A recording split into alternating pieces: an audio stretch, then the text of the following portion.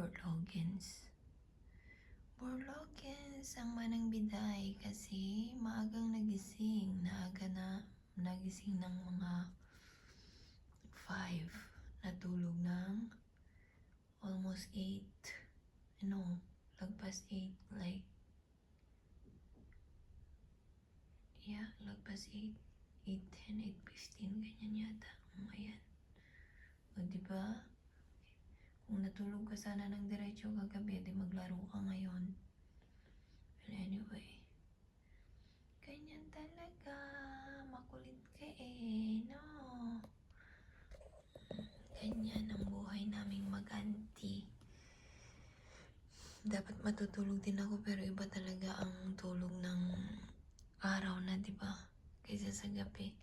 Siya, carry niya kasi pusa nga siya, di ba? Iba yung niya. Pero tayong tao.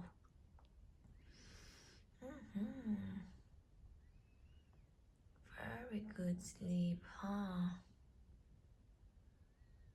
Supposed to be may ako ngayon kaso di na lang ako nagtuloy. Anyways.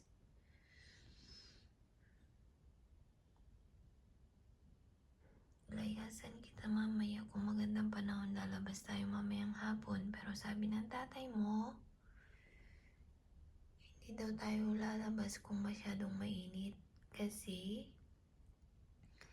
trinay ka daw niyang ilabas. Kaso mainit, hindi mo kinaya. Siguro late, ayun pang tawag nun. Tanghaling tapat kanya siguro, kaya ayan yung bag niya. Supposed to be tinago ko yan dito kasi may cabinet itong salamin na to. Pag yung tatay niya napakakalat, pero yaan na. Anyways. So, pabalik ako ng tulog. Dahil ito pag nagka-energy mamaya, sigurado, gigisingin ka din yan ulit pag natulog ka. Saka kamiyaw-miyaw niya. Parang gusto kong pumunta ng atumilihan tong phone ko ng housing. Kasi wala pa siyang bahay. Saan kaya pwede?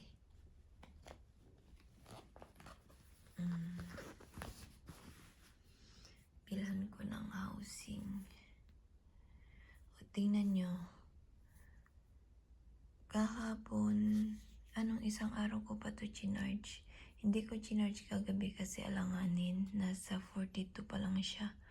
Ngayon lobat na. So, yes. Ayan thunderstorm warning expired at 9:30. Thunderstorm. Wala namang ulan. Napakadilat naman ng araw. May thunderstorm pala. Hindi ko alam yun Ganito dito. Hindi ko gaya sa Pilipinas na pag sinabing ulan, ulan agad dito. Mamaya ang ulan.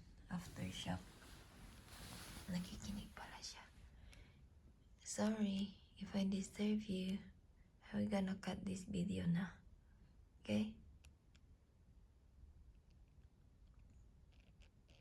Akala ko hindi siya nakikinig kasi mulat yung mata niya. Ay, ano ba yan? Hindi siya gumagalaw pero mulat pala yung mata niya. Nagbo-blue eyes. Blue eyes. So, ayan nga. Matulog na tayo. Good night, everyone. Sa umagang tapat, matutulog tayo. Sarap maging pusa, diba? Or maging aso. Kung mga aso ko kaya doon kumusta, hindi ko pa na-check yung camera kung anong ginagawa nila. Ang cute niya talaga kahit kailan, kahit ganyan siya, pero nakaka-relax din naman. I am still happy being, taking care of her. Kahit napasaway siya minsan, like meowing or whatever. Pero napapasaya pa rin niya ako. Nare-relax pa rin ako sa kanya. So that's all. Sabi nga ng tatay niya kagabi, she loves you more than me. Kasi sinalubong niya ako, nagpangabot ko yung tatay niya kagabi. So that's all. Ay! na-disturb ka doon, baby love. Sorry. Hindi naman kasi sila nakakapagdandahan kagaya natin. Lumabas yung kapitbahay. Sadyang may mga kapitbahay na ganyan. Pinablog yung ano. Ay, hindi. Yung guard pala yun. Ayun, oh. Nakikita mo dito sila pero hindi ka nila nakikita dun. Sa labas. It's okay. The lady guard passed by. Oh, today is Sunday? She's in? Inat, para lumaki pa.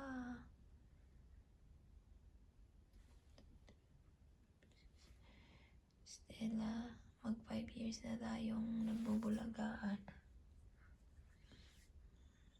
October 2022 noon. Hindi pa.